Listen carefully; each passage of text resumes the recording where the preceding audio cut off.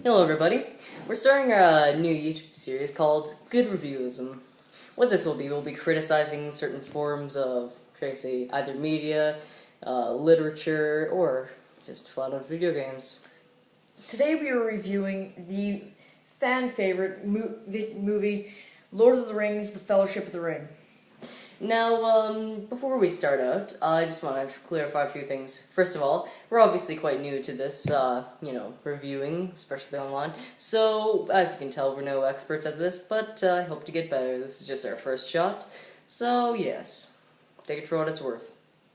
Now, also, about the actual review. This is not about the Ralph Bakshi's animated film that was created, or the actual book series by J.R.R. Tolkien. This will be Peter Jackson's films of adaptations of Lord of the Rings, and we'll be starting off with his first film in the series, Fellowship of the Ring. Now, as we start out, we get a little prologue scene, very cool one, I might add, actually. That explains pretty much the backstory of the ring. Fair enough, it wasn't really in the book, but as I said, it's an adaptation. Obviously changes have to be made. The scene itself also introduces many common themes that are brought up in the series. So yes, it's important to have. Now I'll explain some of my favorite things about the movie. First of all, the soundtrack. In my opinion, the absolute best soundtrack in any film series. And this goes for all three films. You would agree? I have no clue what you're talking about right now. I'm sorry. So yes, he does. Also, of course, Peter Jackson, of course, had to simplify many aspects of the movie from the book. For example, Merry and Pippin didn't exactly feel like real people. Many things had to be almost dumbed down. Isn't really the word because it's done as necessary.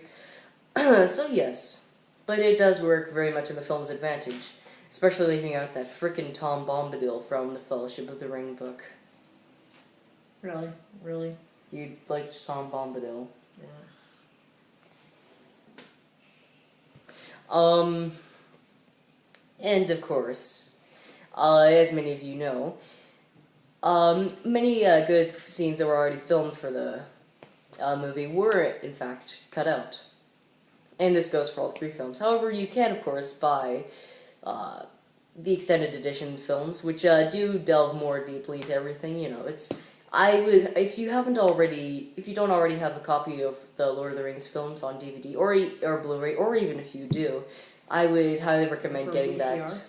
VCR work too. If sure if they sell for that. No, they do not. I would highly recommend. Stop interrupting me. I would highly recommend you buying those, as they do, of course, add more content to an already very content-filled film series. And one thing I have to point out about the extended edition is way later in the actual movie, after the other episode, or I can't remember which one it's in, but if you don't have the extended edition, it does cut out a very important piece of information. Oh, you mean from Return of the King, Yes. Saruman's death scene. Stop spoiling. I was trying very hard. This is not a spoiler-free thing. I should probably add that, by the way. So, yes. But what person really has not seen Lord of the Rings? I would highly recommend it in every way. It gives you what you want. Amazing soundtrack, good characters, some very memorable scenes, a nice epic tale of fantasy, good versus evil, and that's only the first film. Now, personally, I know I'm probably going on a stretch, even though the film was not given as much recognition, if you say, as the other two films were, given the fact that the other two films won Film of the Year, whereas that film did not.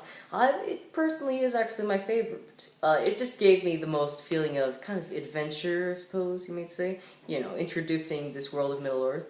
And yes, while it is fleshed out, the scenery is actually quite beautiful, by the way.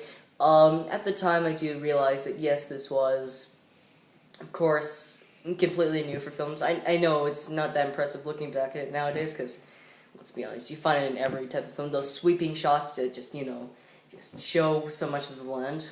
and just beautiful, beautiful scenery, I might add. They do a really good job of illustrating Middle Earth, in a way that's, faithful to the book series. In New Zealand, shot in New Zealand, obviously.